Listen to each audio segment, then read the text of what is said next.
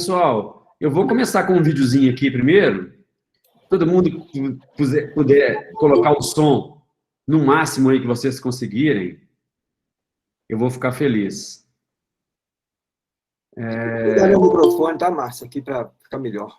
Ok. Tá tudo certo aí? Voltou a tela?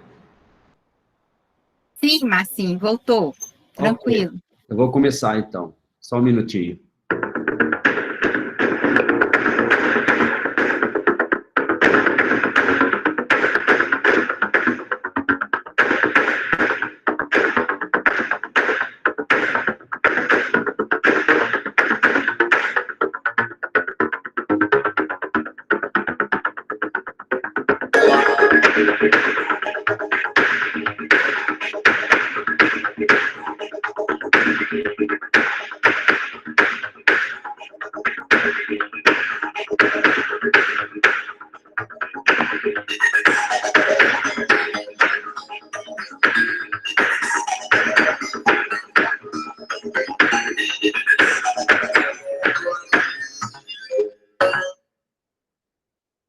Deu para ver todo mundo aí?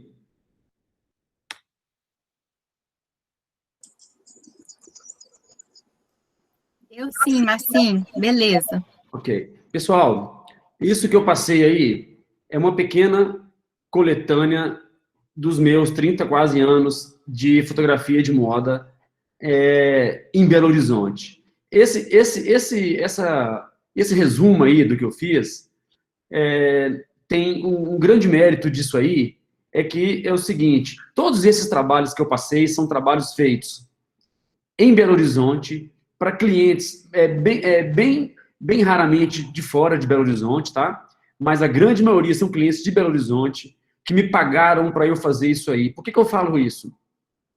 Porque você trabalhar no mercado de São Paulo, do Rio de Janeiro, você tem muito mais oportunidades, porque você tem todas as grandes revistas do mainstreaming lá, né? Você tem a Vogue, a Elle, a Marie Claire, a L'Officiel, todas as revistas estão lá. Então, é onde os fotógrafos e o mercado de moda têm oportunidade de fazer trabalhos alternativos, trabalhos autorais, né? Com uma liberdade de criação.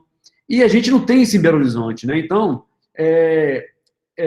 hoje em dia, ainda é mais fácil que a gente, com o advento da internet e do Instagram, você ainda tem uma possibilidade de fazer um trabalho para você mesmo e você conseguir mostrar para muitas pessoas. Mas, quando eu comecei, não era assim, né? A gente tinha que fazer na raça mesmo, né? Então, esse trabalho tem todo esse mérito de todos terem sido feitos para clientes da moda mineira, na grande maioria aí, tá? Tem clientes de fora aí agora, né? Hoje, depois de tantos anos, eu tenho muitos clientes fora, mas a grande maioria foi aqui. E uma outra coisa que é bem característica dessa compilação que eu passei aí, é que o mercado, normalmente, com raríssimas exceções, os fotógrafos brasileiros, eles não são reconhecidos por uma identidade pessoal, assim, sabe? Normalmente você pega um fotógrafo, um clássico, o Helmut Newton, o Avedon, que são fotógrafos de moda, eles têm você bate o olho na foto do cara e você sabe que a foto é do cara, né? E os brasileiros, a gente não tem nenhum fotógrafo, agora a gente tem um, que é o Rafael Pavarotti, que é um menino muito novo, um indígena da Amazônia, que eu, há 10 anos atrás, cantei a pedra que ia ser o primeiro fotógrafo brasileiro famoso do mundo inteiro, e ele realmente vai ser, é um menino muito novo, muito talentoso, e ele tem um trabalho todo característico pessoal dele, e é talvez o primeiro. Mas eu olhando esse meu trabalho, esse resumo que eu passei, eu me identifico em todas essas fotos, eu me reconheço nelas, e as pessoas também reconhecem. Muita gente fala: mas se eu visse esse vídeo sem você dizer que era seu, eu teria certeza que era. Então, eu fico feliz com isso, porque realmente é sinal de que eu criei, assim, né, uma identidade própria durante esse tempo todo. E isso foi criado, assim, a minha vida, eu não tenho nada a ver com imagem, com fotografia, né? Eu nasci e fui criado no bairro da Pompeia, né, numa família pobre. Eu sou o filho mais novo de 8 irmãos, o caçula, né? Perdi meu pai muito cedo, com 5 anos. A minha mãe criou os irmãos todos na raça. Minha mãe tinha uma mercearia lá na Rua Juramento, e coincidentemente hoje é um bar famoso, lá no Juramento 202, é um bar famoso na região, e era a mercearia do meu pai lá, e eu morei em frente durante 30 anos, cresci lá, e eu, depois de mais velho, né, que eu tive essa curiosidade pela imagem, assim, né, que não era muito, não tem nenhuma relação com a minha infância, com a minha educação. E isso, só contextualizando, assim, que eu me lembro, que depois de já ter essa curiosidade pela imagem, né, já fazendo design gráfico na Fuma, né, que hoje é o Eng, eu lembro que eu comprava as revistas de moda na Van Damme, que era uma livraria que tinha aqui em Belo Horizonte, e o rapaz que me atendia lá era o Rony Peterson, que era um vendedor de revista, que ele conhecia todos da moda, sabe? Ele era um menino novo, assim, muito curioso, e ele conhecia os fotógrafos todos, as modelos todas, e aí eu começando a fotografar também, eu comprava as revistas, e eu trouxe o Rony para o estúdio para assistir um shooting daquele, e ele começou a trabalhar de assistente com um maquiador, que era o Fabrício na época, e aí o Rony hoje é um grande maquiador, mora em Nova York, né, e ele trabalhou aqui, foi um dos melhores que a gente teve, talvez o melhor, e ele começou comigo também com essa curiosidade pela imagem, né, e eu lembro que eu comprava do Rony lá 4, 5 revistas, ele falava comigo, chegou a Vogue Itália novo, chegou a Vogue francesa nova, chegou a V Magazine e chegou a Dazed Confused, 5 revistas que eu adorava, né, e eu pegava aquelas revistas e botava no banco, comprava 5, né, enrolado no plástico, e eu botava 5 no banco do carro, e indo para casa, eu parava no primeiro semáforo e olhava para o lado, estava aquela revista ali, a Gisele na capa olhando para mim. Aí eu já abri a primeira revista, no trânsito, né? Já abri a primeira. Aí parava no próximo semáforo, não folheava e cheirava aquilo ali, aquele cheiro do papel, da tinta da revista, né? Aquilo me dava um tesão danado, sabe? E aí, eu ficava folheando aquela revista, mas eu olhava para o banco, já estava ali a outra capa, a Kate Moss, olhando para mim. Aí eu não me aguentava, eu fechava a revista Gisele, jogava ela para o banco de trás e pegava da Kate Moss. Então, quando eu chegava em casa, eu já tinha aberto as 5 revistas e visto todas elas bem mais ou menos, sabe? Então, aquilo era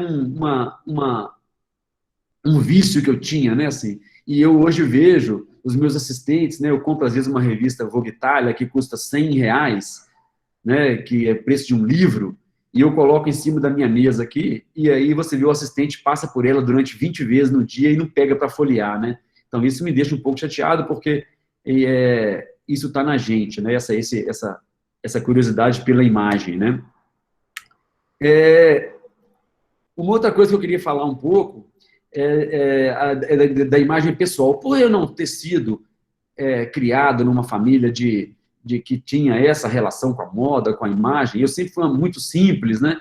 E eu sempre percebi que havia uma barreira entre a minha imagem pessoal e o mercado de moda vanguardista, né, que tinha em Belo Horizonte, na época do Grupo Mineiro de Moda, na década de 80, 90, né? Então, para eu entrar nisso, foi bem difícil, assim, né? E essa teoria dos arquétipos, ela fala que quando você conhece uma pessoa, quando você é apresentado para uma pessoa, nos 6 primeiros segundos que você se apresenta para essa pessoa, ela te olha, te analisa, te julga, te cataloga, te desdenha ou te idolatra. Nesses 6 primeiros segundos, inconscientemente. Inconscientemente mesmo. Isso acontece com a rainha da Inglaterra, acontece com o Rolling Stone, gente, o Mick Jagger, e acontece também com um mendigo ali na Praça da Estação. Inconscientemente, ele te analisa, te julga e te cataloga. E isso, durante toda a minha formação como fotógrafo, logo que eu já havia começado, eu sofria com isso, né? Porque eu nunca fui o perfil do imaginário popular da imagem do fotógrafo, assim, o cara fashionista, tatuado, cheio de piercings, eu sempre fui muito careta e muito esquisito. Então, isso sempre foi um obstáculo para mim no começo. E eu sempre conto, eu conto uma história que acontecia comigo uma vez, fui fotografar a Débora Seco para Água de Cheiro, que é uma marca de perfume, né? Então, a Débora Seco saiu lá do Império da Rede Globo, né? Ela estava no auge da novela, ela era a protagonista da novela, então ela saiu lá do Rio de Janeiro, foi para Belo Horizonte fotografar com um cara que ela nunca viu, né, do Império Global, e ela pensando, gente, para que eu vou para Belo Horizonte fazer isso, se tem tanto amigo fotógrafo aqui no Rio de Janeiro, né? O que eu vou fazer lá em Belo Horizonte com um cara que eu não conheço? Isso eu acho que ela deve ter pensado isso, né? Então ela chega no estúdio, me apresenta para ela, um prazer, tudo bem? Esse é o Márcio, o fotógrafo, vai te fotografar, oi, tudo bem? Então, 6 segundos ela já fez aquela lavagem cerebral, já fez aquela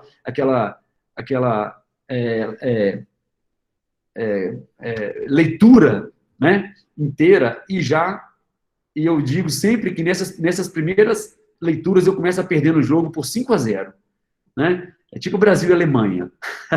Já estava 5-0 para a Débora Seco.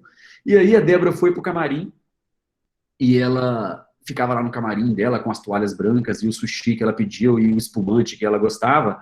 E aí eu, como não sou bobo nada, eu já no dia anterior já havia montado uma luz com uma pessoa parecida com o tom de pele dela, com a altura dela. Eu já havia feito o que a gente chama de pré-light, né? Eu já tinha me preparado para quando ela chegasse, eu não estivesse perdendo tempo fazendo a luz nela. Então, ela se maquiou, se organizou lá e ela vem com toda a equipe dela, o staff dela, o maquiador, o stylist que ela exigia, né? Porque para ela já seria um absurdo o fotógrafo não ser da equipe dela. Imagina se fosse outros também fora da equipe dela, né? E aí, vocês estão me ouvindo bem, todo mundo, gente? Sim. Sim. Ótimo. Sim. Tá perfeito. Ok. Aí, a Débora sai do camarim, né? Com a sua aura dourada, né? E se senta lá na minha frente, eu explico para ela, eu havia feito uma mesa com um tampo de vidro, e eu pus o vidro de perfume em cima e falei, Débora, a sua missão aqui é interagir com esse vidro de perfume. Você pode abraçar ele, pode beijar, pode cheirar, você pode fazer o que você quiser, e eu vou captar, eu vou fotografando, ok? Ok. Aí eu falei, você pode só segurar o vidro na mão para eu fazer um teste só com a luz primeiro? Aí ela, eu fiz um clique só. E aí, eu trabalho sempre com a câmera ligada no monitor grande, assim, do meu lado, né? E aí ela viu a imagem dela no monitor.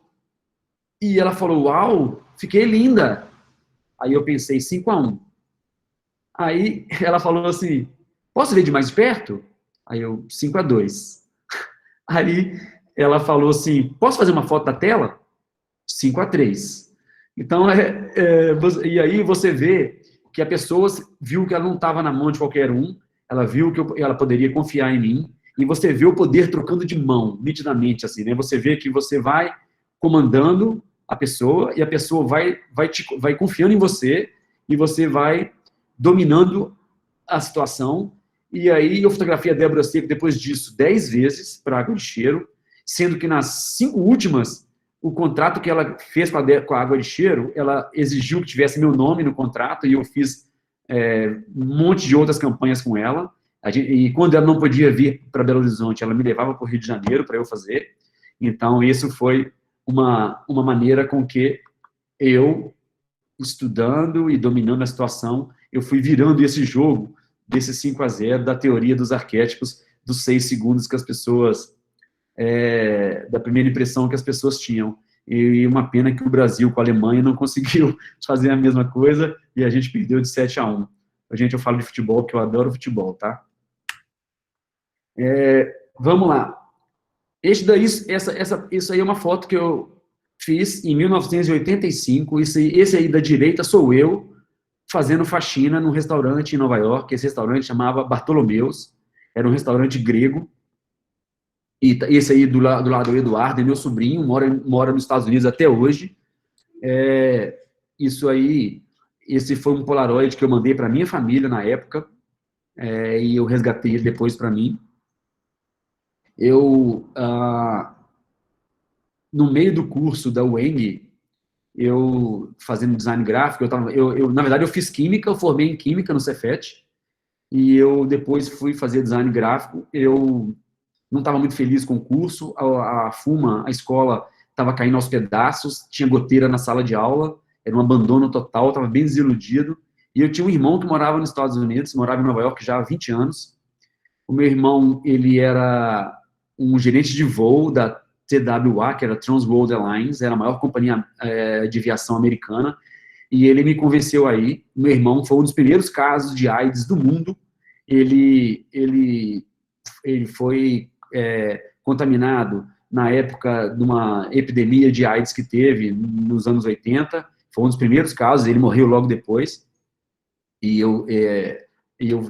na verdade, um dos motivos de eu ir também era para ver se eu ajudava, dava uma força para ele nessa época, e eu mostro isso porque quase todo fotógrafo tem uma história romântica do início de carreira, né? O cara fala, meu avô me deixou uma Rolleiflex, meu pai me deixou uma Leica, né? Sempre tem uma história romântica, e comigo não tem nada disso, foi fazendo faxina nesse restaurante, e eu, depois da faxina, eu comecei a fazer, eu virei busboy.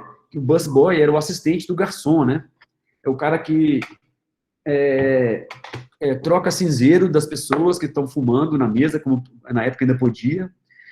É o cara que serve água, é o cara que limpa a mesa, né? Eu era busboy e eu servia o Alencar Gazi, que era um fotógrafo brasileiro, que ia muito para Nova York, inclusive era muito amigo do meu irmão. E aí o Alencar, eu falava, Alencar, eu tô querendo comprar uma câmera e tal, e ele me convenceu a comprar uma câmera. O Alencar depois, logo mais para frente, morreu de AIDS também, e foi o primeiro contato que eu tive com a fotografia. E aí, depois, nesse mesmo restaurante, eu passei a fazer delivery de salada. O restaurante, ele ficava num lugar muito chique, era na Quinta Avenida com 47, chamava e tinha nessa região, uma região muito conhecida, porque tinha muitos estúdios de fotógrafos, tinha muitas empresas relacionadas à estética, como a Revlon, a L'Oréal, a Colgate-Palmolive, a Elite Models, um monte de empresa desse nosso métier, né? E eu entregava salada nos estúdios. E era muito engraçado, porque, às vezes, um dia de muito frio, né, de neve, eu entregava sempre a pé na região ali, né? Então, eu batia a campainha no estúdio da pessoa, do fotógrafo, muito frio, muita neve. Aí, quando a pessoa abria aquela porta e que você entrava naquele mundo, parecia mundo de Nárnia, né? Assim, outro mundo lá dentro. Era um lugar quentinho, cheiroso, música boa, gente bonita, e eu ficava ali hipnotizado com aquilo. Falei, uau, que planeta é esse, né? E aí entregava minha salada, meu sanduíche, ou que tinha sido encomendado, recebia minha gorjeta, vestia meu capuz e ia para a rua de novo, voltar para a realidade, né, da neve. E aí fiquei nesse ritmo durante um bom tempo, fazendo essas entregas e tendo contato com essas pessoas. Só que teve um Natal de 1986, que eu passei sozinho, só eu e meu sobrinho, e eu chorei de saudade, e que eu resolvi vir embora para o Brasil. E eu vim embora, chegando aqui, eu fui fazer um curso de fotografia no Estúdio Imagem, que era uma escola que tinha aqui. Fiz o curso, comecei a trabalhar como fotógrafo, comecei a fazer umas colaborações para o Diário da Tarde, para o Jornal Estado de Minas, para o Caderno Feminino, e eu comecei a ficar conhecido no mercado. Eu fazia as marcas daqui, pequenas, tal. E aí comecei a trabalhar, comecei a fazer muitas marcas, e aí, quando foi 10 anos depois, eu já era bem conhecido, eu já trabalhava para as grandes marcas daqui, já fazia Euforia, já fazia Grassotone, já fazia Patogê, fazia DTA, que era desritmia, fazia um monte de marcas grandes daqui. O mercado mineiro estava bombando. E eu, não satisfeito com o que eu já tinha, eu comecei a tentar aprender um pouco mais, e eu queria voltar para Nova York para trabalhar de assistente com alguns fotógrafos. E o que eu fazia? Eu tinha uma estratégia que era o seguinte: Os fotógrafos americanos, eles anunciam em uns livros que se chamam Black Book. Black Book é um livro que é distribuído para as agências de propaganda, onde os fotógrafos anunciam seus portfólios. Então, o que eu fazia? Eu comprava esse livro, eu tenho vários na minha estante aqui hoje ainda. Eu comprava esse livro, eu xerocava as páginas dos fotógrafos que me interessavam, que eu achava bonitas as fotos, e eu ia para Nova York com esses xerox. Como meu irmão já tinha falecido, eu não tinha mais contato nenhum em Nova York, eu ficava na casa de um amigo meu, lá da Pompeia também, que é o Robson, vulgo Coelho, chamava ele de Coelho. Ele era motorista de táxi, ele morava no bairro Jamaica. O Jamaica é um bairro muito longe de Belo Horizonte, de Manhattan, assim. Ele fica depois do aeroporto do Kennedy, é a última estação de metrô, um bairro de jamaicanos, perigoso. E eu ficava lá, hospedado na casa do meu amigo. É tipo um Justinópolis, assim, de Belo Horizonte, né? Tem alguém aí que mora em Justinópolis, aí na nossa audiência? Não. Não. Sempre tem, gente. Mas aí, o Justinópolis é um bairro muito longe, eu ficava hospedado na casa dele. O que eu fazia? O Coelho saía logo cedo para poder dirigir o táxi dele, e eu ficava com aqueles meus xerox e eu ligava para os fotógrafos. Né? Eu pegava o telefone, ligava, e falava, e a estratégia era o seguinte, eu ligava e falava, queria falar com o Mr. Mark Kaplan. Aí ele, ele mesmo, oi, tudo bem? Tudo bem, meu nome é Márcio, sou brasileiro, e eu sou inglês, né, gente? Sempre com o meu inglês de Tarzan, assim, que eu tinha. E aí, eu falava, eu tô em Nova York aqui, eu tô procurando oportunidade para aprender, tal, e eu queria trabalhar com você um tempo aí e tal. Eu vi uma foto sua no Brasil. Aí o cara falava, sério? Uau, em Brasil? Eu falava, eu vi uma foto aí eu com a foto do cara na mão. Eu vi uma foto de umas mulheres empurrando uma canoa. Aí ele, uau, em Brasil? Ele devia pensar assim, nossa, na Amazônia, esse cara conseguiu ver minha foto, né? Tô famoso mesmo. E isso eu abri algumas portas sempre, né? Assim, o cara ficava lisonjeado. E com isso, eu fiz isso durante 8 anos. Né? Assim, uma época eu já era casado, já tinha filho, e eu despencava para Nova York, ficava 40 dias na casa do Coelho, e eu, com isso, trabalhei com vários fotógrafos, uns bons, uns ruins, uns que eu chegava a falar, quando eu mostrava meu portfólio, eles falavam assim, nossa, eu que vou trabalhar com você no Brasil, você é bem melhor do que eu, porque o cara, às vezes, aquela foto que ele anunciou naquele livro, no Black Book, era a única foto boa que ele tinha na vida, sabe? E ele anunciou, e eu caí na isca dele, né? Então, o que acontece? Uma dessas vezes que eu fiz isso, já era, se não me engano, a última vez, talvez a penúltima vez que eu fiz isso, numa das vezes que eu estava indo, no segundo dia que eu estava em Nova York, eu já indo para o Jamaica, indo para a casa do meu amigo Coelho, quem conhece Nova York, né, sabe, aqui também é assim, né, em todos os lugares do mundo, né, a estação de metrô, de um lado direito você tem o metrô indo para a cidade, e do outro lado você tem o metrô voltando da cidade. Então, eu estava esperando o trem para ir para o Jamaica, o trem N, que é um amarelo, e aí todas as pessoas que estavam na estação estavam do outro lado, indo para Manhattan, e eu era o único que estava do lado de cá, indo para o Jamaica. Então, o trem do lado de lá veio, as pessoas pegaram o seu trem, foram todo mundo embora, e ficou só eu esperando o trem indo para o Justinópolis, para o Jamaica. Aí, quando eu reparei, alguém havia esquecido uma bolsa do lado de lá, em cima do banco do metrô, lá do banco de madeira velho do metrô.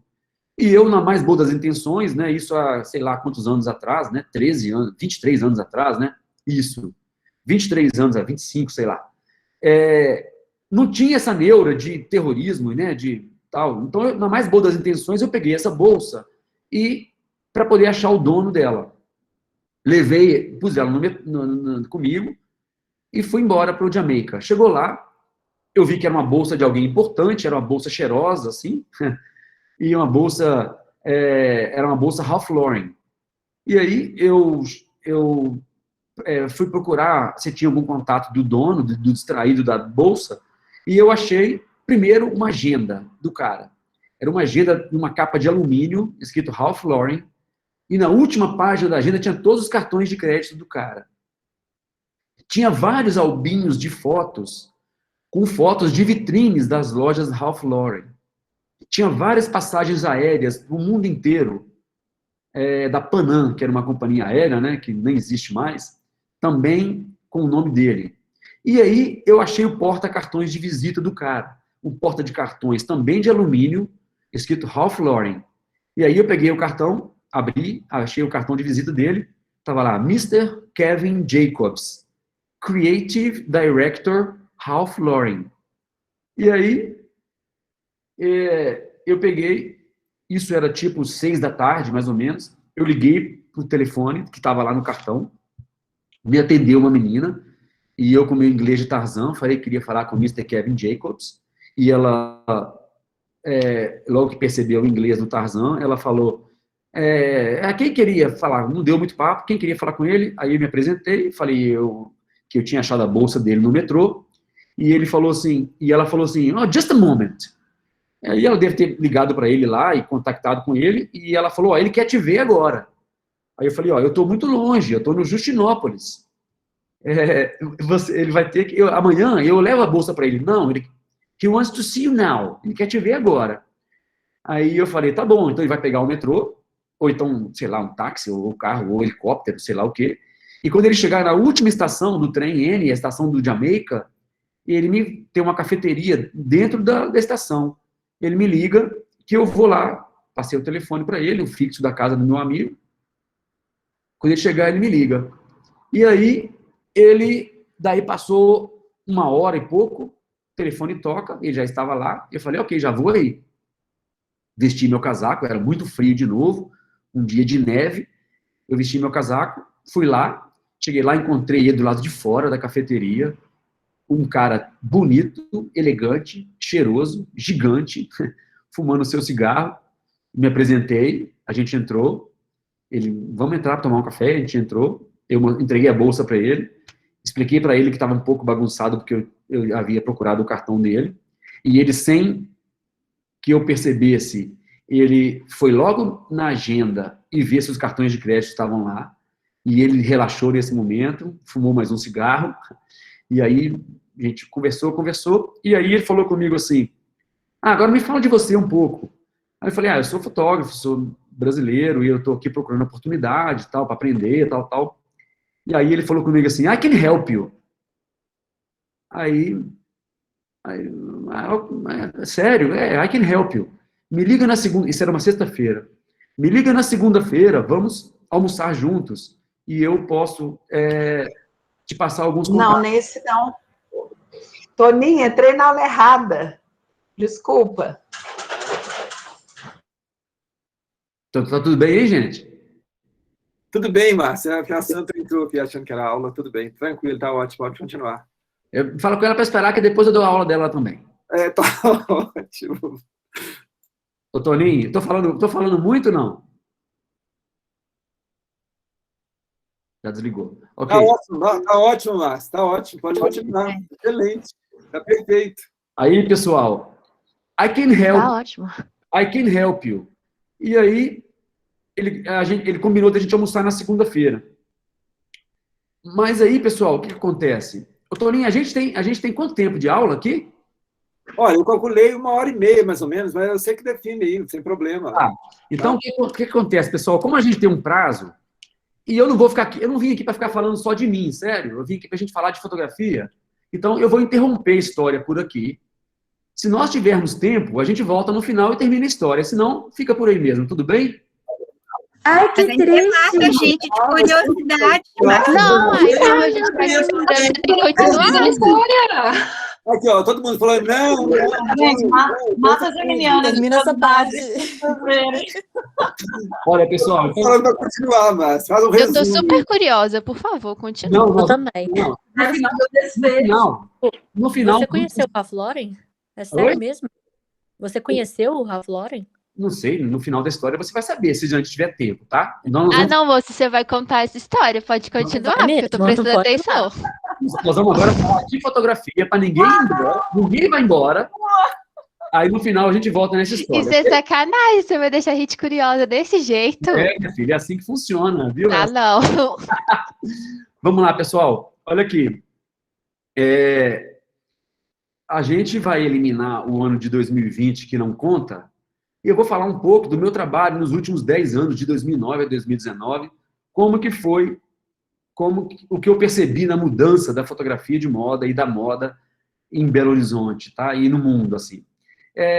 A geração de fotógrafos, eu percebi que uma coisa que mudou muito foi a percepção da beleza, assim. Eu percebo como que essa geração nova dos fotógrafos, eles percebem a beleza diferente da minha geração, né? Isso aí é o Instagram de um fotógrafo que eu sigo, um menino novo, deve ter 20 e poucos anos, e eu percebo que hoje, eu não estou dizendo que é mais bonito ou que é mais feio, que é melhor ou que é pior do que a minha geração, tá, pessoal? Eu quero só que vocês percebam uma diferença. Isso aí eu percebo que eles hoje têm uma estranheza, assim, eles percebem beleza no que é estranho. Às vezes eles contratam uma modelo muito linda e fazem uma foto que a modelo está tampando o rosto, ou que está com uma máscara e tudo, e que está de cabeça para baixo, e que eu admiro e eu não consigo fazer, mas é uma diferença, sabe? Esse é o Hugo Tony, um outro fotógrafo também que eu admiro, que é um menino novo, e que tem também essa estranheza que na minha geração a gente não conseguia, né? Assim, a gente queria que as nossas fotos, que as nossas modelos, que as supermodels, que é a Cindy Crawford, a Claudia Schiffer, a Christy Turlington e todas as Linda Evangelistas, que são as supermodels que deram origem a esse nome, né?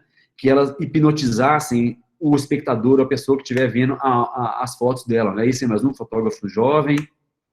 Aí já é um fotógrafo da minha geração, né? Você percebe nitidamente, assim, que tem uma coisa de beleza mesmo, assim, né? A gente quer que seja bonito mesmo, né? Ó, esse é o Peter Lindenberg, que é outro fotógrafo que me inspira muito. Esse é outro fotógrafo também.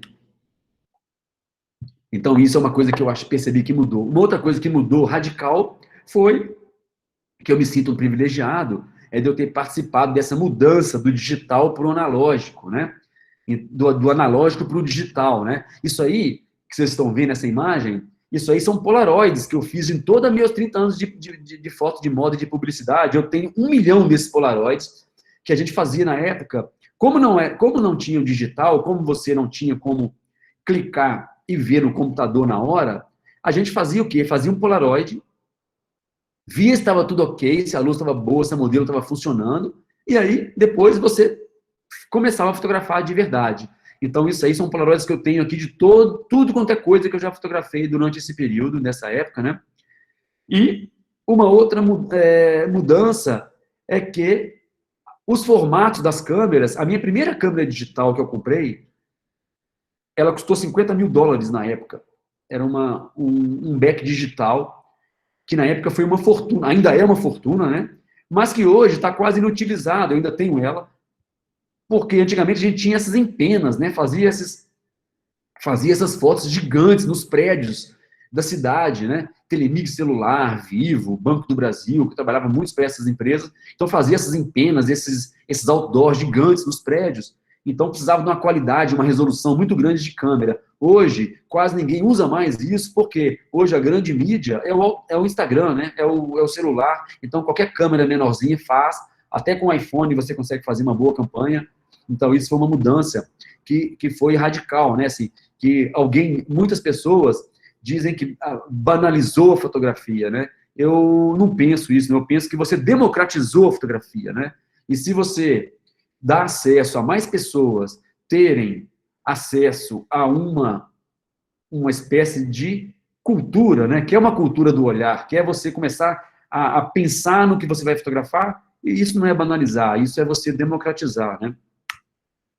Uma outra coisa que mudou foi isso aí também, olha, que durante um período, as grandes marcas de luxo do mundo, as grandes mesmo, a Louis Vuitton, a Chanel, a Dior, a Prada, a Lanvin, a Balenciaga, essas marcas, elas faziam campanhas milionárias faziam filmes com diretores hollywoodianos, com atores hollywoodianos, porque isso diferenciava eles dos mortais das outras marcas, né? Então, você que compra uma bolsa Hermès de $10 mil, você quer o quê? Exclusividade. Você quer que só você tenha acesso àquela bolsa, né? Então, a campanha deles era isso. Fazia uma campanha da Hermès com a Natalie Portman, dirigido pelo Coppola, fazia um fashion filme. Então, era uma coisa inacessível para outras marcas. Só que, com o tempo, isso foi mudando e foi nivelando por baixo, porque essas marcas passaram a querer o quê? Vender. O negócio é vender, né? O maior número de bolsas possível. Então, você vai no site da Prada, que está aí do lado esquerdo, ele é igualzinho o site da Zara, que está do lado direito. Ou seja, uma coisa clean, o vestido voando, a mulher ali, ou seja, eles que passaram a querer o quê? Vender. É o e-commerce, né? E outro dia li um estudo de que as grandes marcas estão querendo voltar nisso de novo, a fazer uma campanha, a fazer uma coisa que seja inacessível para as outras marcas, né? Apesar de que nada é inacessível para a Zara, por exemplo, né? Que talvez seja mais rica do que todas elas. Mas elas querem ainda voltar a fazer isso outra vez.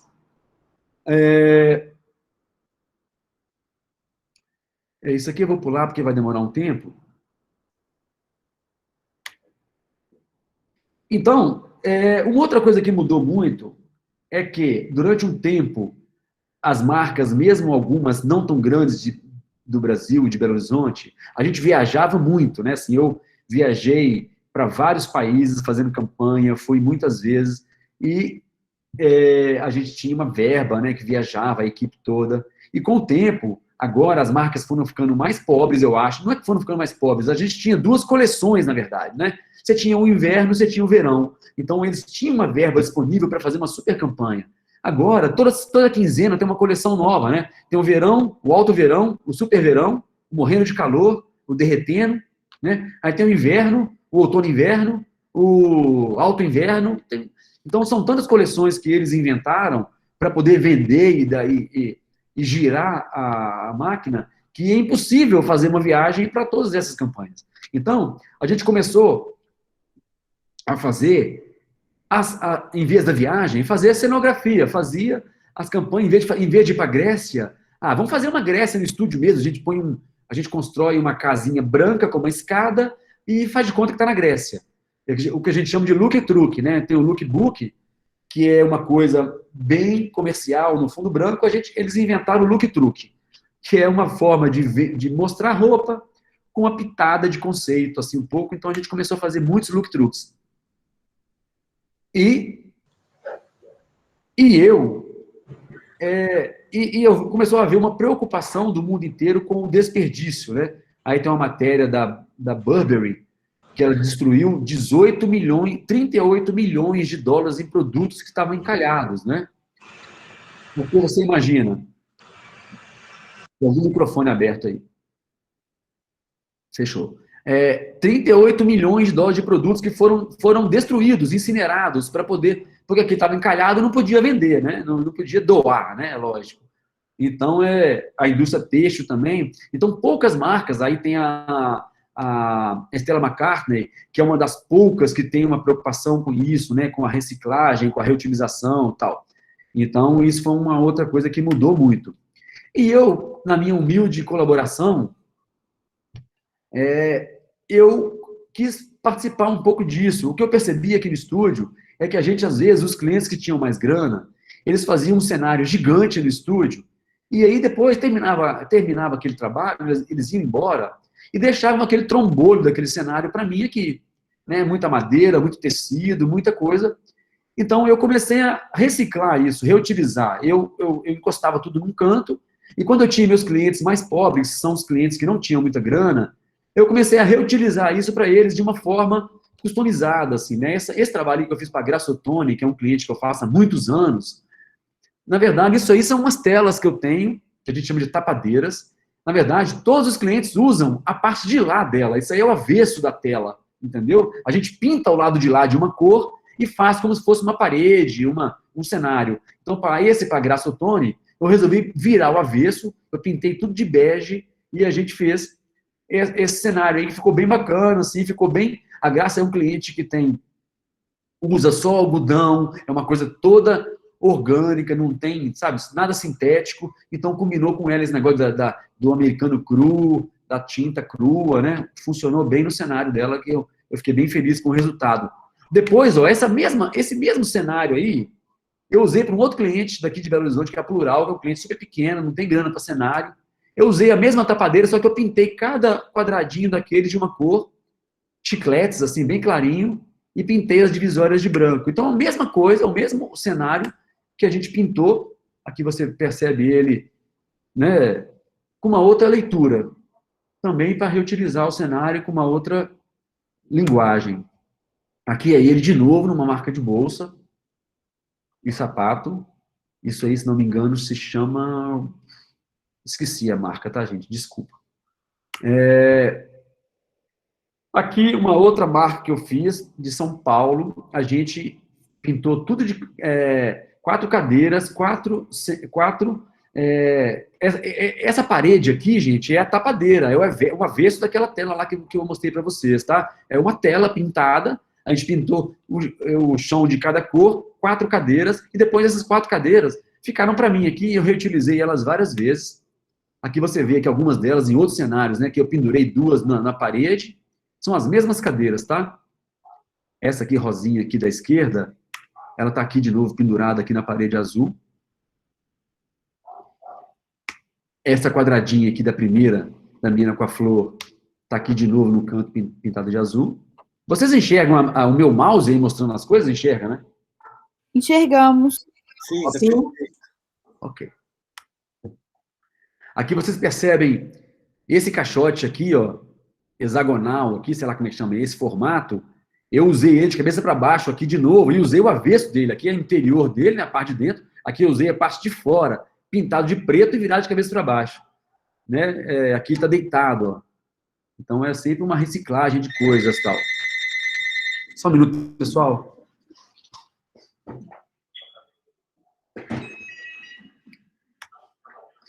Aqui é a Grécia, né? Ó.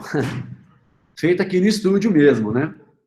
Em vez de ir para a Grécia, vamos fazer aqui no estúdio mesmo. Então, o que a gente faz? Nesse caso, eu havia pintado um fundo de azul aqui, que depois, no Photoshop, eu resolvi eliminar e botar um céu, mas a gente fez esse cenário todo aqui, tudo feito de madeira. Eu acho que eu tenho um videozinho aqui do making off, vou passar para vocês. Isso foi alforria. Aí, depois dessa mesma escada aqui, eu parti ela na metade e usei ela aqui de novo. Tudo feito de madeira. Aqui tem um videozinho, ó, daquele da alforria.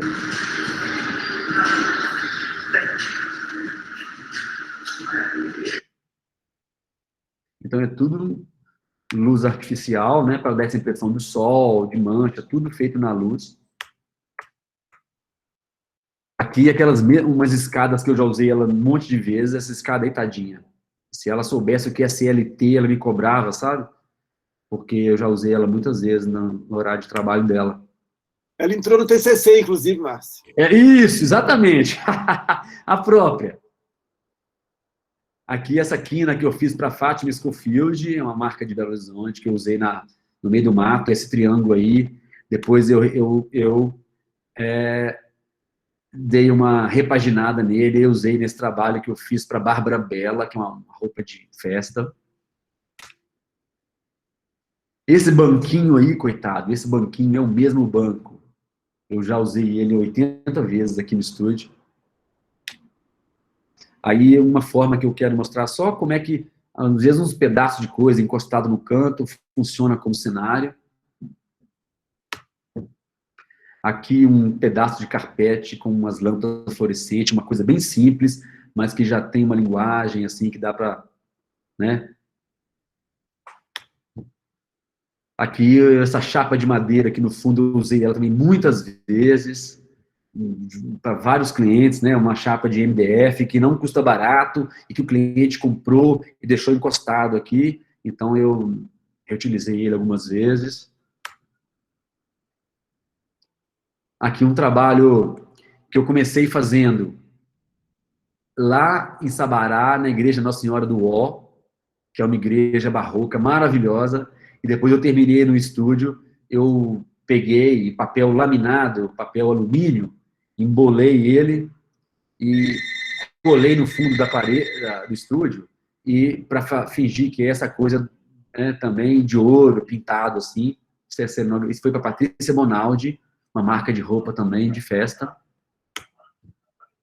Aqui, só para vocês verem, aquelas tapadeiras que eu mostrei para vocês lá, aquelas menorzinhas, no primeiro trabalho lá, aqui é ela vista de frente também, que a gente levou para o meio do mato, é uma releitura dela. Aqui, uma maneira que eu também usei a mesmo parede pintada de dourado, só com uma mudança de cor de luz, você já vê que ela dá uma outra cara. Aqui, um trabalho que eu fiz para uma revista, e que eu queria que fosse esse efeito meio desfocado na imagem, que tivesse o foco só em um lugar. E eu resolvi fazer isso com o box de blindex, o box do banheiro, quando está com aquele embaçado, né? Você fica desfocado, quando você encosta a mão nele, você vê o foco.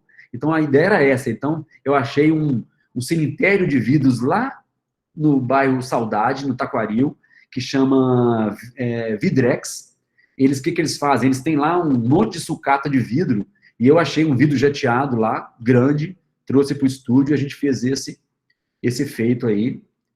Depois eu fiz o mesmo efeito com a cortina do box mesmo, tá vendo? Você tem um desfoque, e onde a pessoa encosta a roupa e dá um foco, né? É bem bom de fazer isso. Isso aí foi Fátima Scofield também. Tudo feito com material simples, tá? Aí, uma outra campanha da Fátima Scofield mais antiga, que eu fui aqui na minha garagem, tudo que eu tinha de tralha lá, de resto de coisa, a gente pendurou e fizemos essa imagem. E aí, pessoal, o que acontece? As pessoas, alguns clientes sabem que eu tenho esse acervo, essa tralha guardada, então muitos clientes contam com isso, né? Isso aí é um trabalho, uma campanha que eu ia fazer de joia para uma marca daqui, muito famosa, e eles queriam... e aí me passou lá o briefing, né? Bom dia, Márcia, estou aguardando um fulano de tal para te dar a notícia. Mas eu posso te adiantar o seguinte, isso aqui era o conceito deles, né? Eram as deusas gregas. Aí ele fala, Perséfone está ligado ao mundo interior. Deméter é a deusa da agricultura. Afrodite é feita de brancos. Tarará. O que você tem na casa? Então, isso que ela fala? Ela me explicou qual era o conceito dela, e ela queria que eu falasse o que eu tenho aqui que eu podia ajudar nesse conceito, né? E a gente acabou optando por uma cortina vermelha que eu tinha, de veludo, e a gente fez um cenário. Então, esse pedaço do e-mail está aí só para vocês verem que as pessoas acabam contando com essa minha neura de guardar as coisas, né? Agora chega uma época que eu tenho que até chamar uma caçamba e jogar muita coisa fora, porque vai entulhando o estúdio. Isso aí, pessoal, eu tenho um trabalho que eu chamo de After Jobs, que eu faço uns retratos das modelos depois dos trabalhos. O que acontecia? Sempre que a modelo vinha fazer um trabalho, a maioria delas vem de fora, de São Paulo, né? E aí, a modelo terminava o trabalho, enquanto eu estava ali juntando minha tralha para poder organizar o estúdio, eu e meu assistente, a modelo chamava um Uber para ir para o aeroporto, sentava ali no meu lado e ficava ali no telefone, esperando o Uber dela chegar durante meia hora, uma hora, às vezes ficava um tempão esperando, e eu sempre pensava, gente, que desperdício, essa modelo linda, está aqui só hoje, talvez não vai voltar. E aí eu comecei a chamá-las para fazer um trabalho. Vamos fazer um retrato para mim, para você? Vamos. Então, eu sempre usando o que eu tenho de sucata no estúdio. Então, eu pegava uma poltrona que eu achei na rua, uma escada velha, umas coisas, eu comecei a convidar os modelos para fazer uns retratos. As mais soltinhas faziam peladas, nuas, né? Outras faziam só com seminuas, e assim foi ficando. E chegou uma época que as modelos chegavam aqui no estúdio de manhã para fotografar, e antes de falar bom dia, eles falavam comigo assim, gente, eu quero meu After Jobs. Então, o After Jobs virou uma coisa assim que eu fiz durante muito tempo. Agora eu parei de fazer um pouco, para dar um tempo, dar uma respirada, mas eu fiz durante muito tempo, sempre usando coisa reciclada. Essa poltrona aqui da direita é uma poltrona que eu achei aqui na esquina do estúdio, no bairro Santa Lúcia, debaixo de chuva. Eu passei um dia, estava lá essa poltrona na calçada, olhando para mim, debaixo de chuva. Eu não parei e fui embora. No segundo dia, eu fui trabalhar de novo, estava lá a poltrona no mesmo lugar, na Avenida Terra, na chuva, olhando para mim. E eu fui embora. No terceiro dia, eu passei com a minha esposa. Aí ela falou, você está apaixonado com essa poltrona, vamos pegá-la. Aí eu parei, ela me ajudou, a gente pegou essa poltrona fedorenta, botamos no porta-malas do carro, trouxe para o estúdio, deixei ela secando, e aí ela era uma poltrona de couro, assim, bem surrada, e eu fiz várias fotos nela. Aí são mais algumas fotos da Isabela Ing, que é maravilhosa. Aí a poltrona de novo.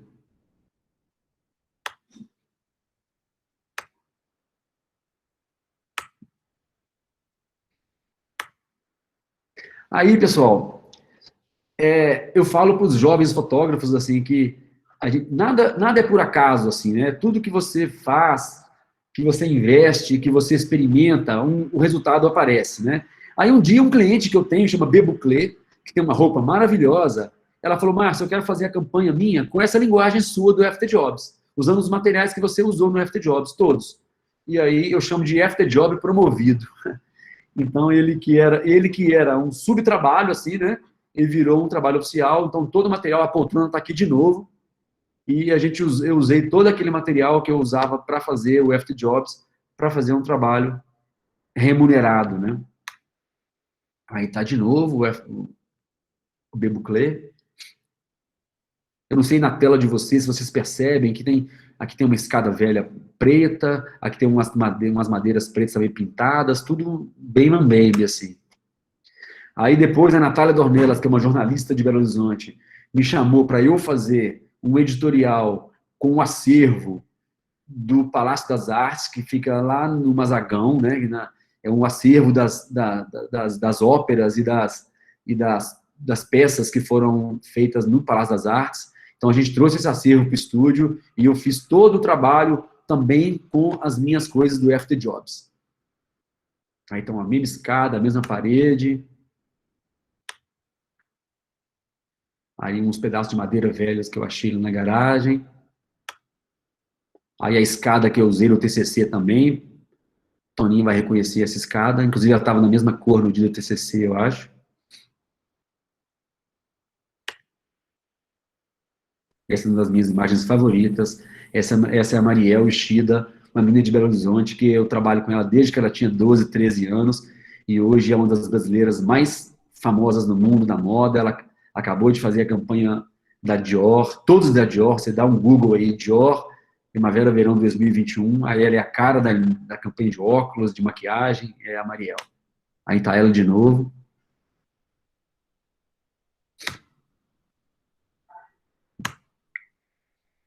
Aí, pessoal, a gente recebeu aqui no estúdio, eu falo a gente, porque eu e Marco, nós somos dois sócios, a gente trabalha juntos há quase 20 e tantos anos. A gente recebeu uma encomenda de uma empresa, de uma organização chamada Plan Internacional, é uma empresa, um braço da Unicef, que tem uma campanha mundial contra o casamento na adolescência. Então, eles me convidaram para a gente fazer 4 imagens, uma representando o Afeganistão, uma representando a África, uma representando o Brasil e uma representando a Índia, que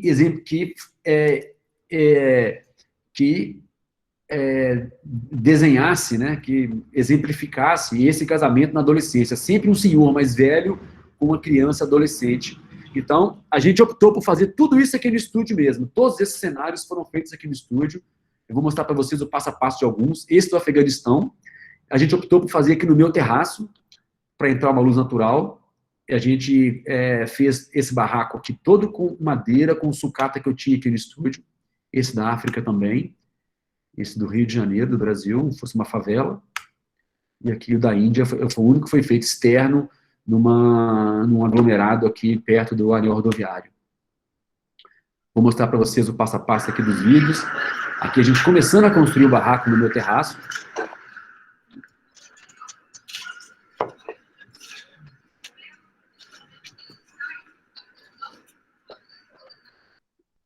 Aqui o barraco do Rio de Janeiro. Começamos a fazer. Aqui é onde seria montado o barraco do Afeganistão. Aqui é onde seria montado o barraco do Rio de Janeiro, um do lado do outro. Aqui o do Rio de Janeiro já tomando forma. Aqui o do Afeganistão já tomando uma massa na parede. Isso é bem no meu terraço aqui, tá?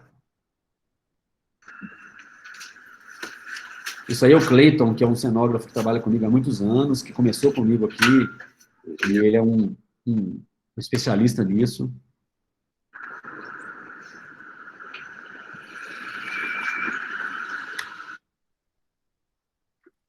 Aqui do Afeganistão já em ação.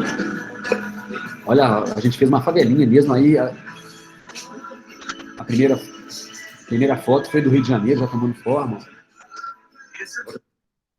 Aqui o da África já tomando forma também.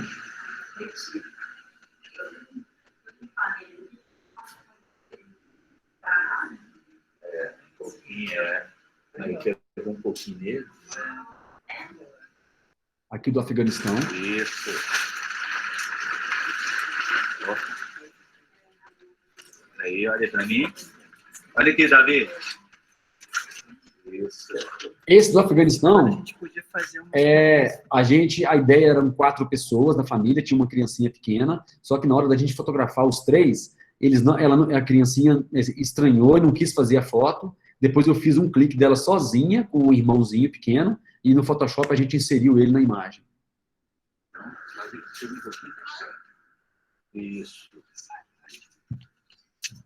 Vai. Olha aqui pro ti. Isso. Vai. Mais uma.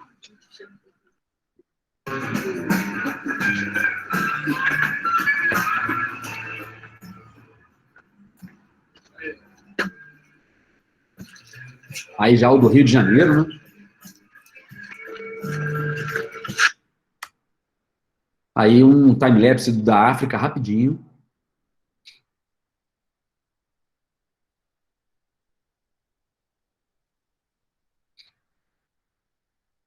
A gente tem uma hora, quis que tivesse uma fumaça no ar, assim, um pouco. Teve uma hora que a gente botou uma fumaça, mas aí a fumaça tomou conta de tudo lá. A gente teve que abanar, esperar ir embora, virou quase um incêndio lá, na África.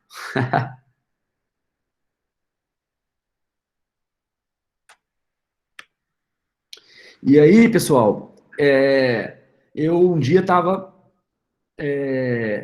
buscando a minha filha no Colégio Santo Agostinho, e aí o telefone tocou na porta do colégio, aí o rapaz se apresentou, dizia ele que era o Flávio Renegado, era um rapper de Belo Horizonte, que a gente não se conhecia, e que ele tinha visto um trabalho que eu fiz, e ele queria que eu fizesse uma releitura de um disco que ele havia feito há 10 anos atrás, que se chamava Do Oiapoque a Nova York. Do Oiapoque a Nova York, que era essa imagem aqui da esquerda. Era ele, Nova York lá no fundo, e uma favelinha aqui na frente.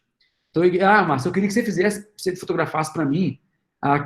Eu estou fazendo uma releitura desse disco, vou lançar ele de novo, quero fazer uma releitura, quero que você fotografa, mas eu quero te falar uma coisa. Eu não tenho dinheiro, não. Aí eu falei com ele assim, Renegado, você tem 10 reais? Ele falou, tenho. Então eu quero fazer 10 reais e você me paga, mas com uma condição. Eu vou fazer do jeito que eu quiser e tudo com material reciclado. Nós não vamos gastar nenhum real, vamos usar tudo material sucata que eu tenho no estúdio. Pode ser? Aí ele, fechado. E havia acabado de sair essa revista L, onde eles fizeram essa capa aqui da Vênus, né? E da Mona Lisa, tudo com feito, tá vendo aqui? Embaixo vocês veem aqui, ó, como foi feito, umas camadas de tecido, tá vendo? Para fazer o cenário. E eu falei, aí eu mostrei isso para ele, falei, nós vamos fazer nessa mesma linguagem, vamos fazer a favela e os prédios com uma sobreposição de coisas. Ok? Pode ser. Aí a gente começou a fazer, a gente imprimiu uma imagem de Nova York em um monte de papel ofício na impressora, colamos um por um, ó, a gente começando o processo,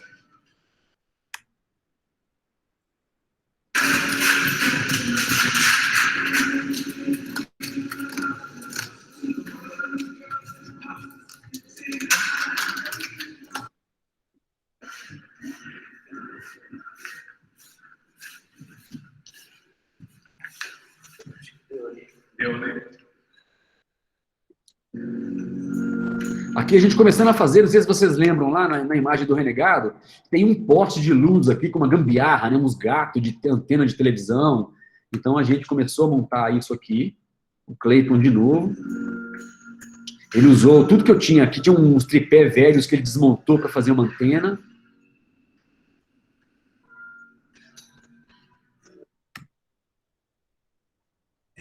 Aí a antena feita com uns pedaços de tripé velho.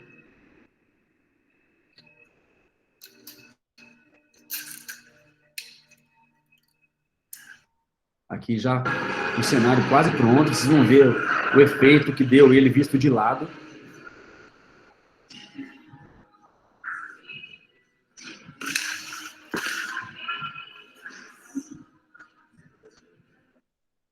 Aqui eu já fotografando o Renegado já na hora. Boa. Dá palito na boca, vai na boca, palito. Palito na boca, vai.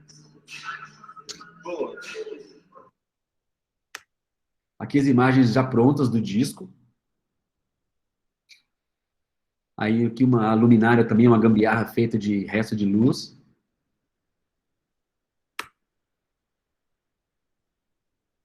E é isso, pessoal.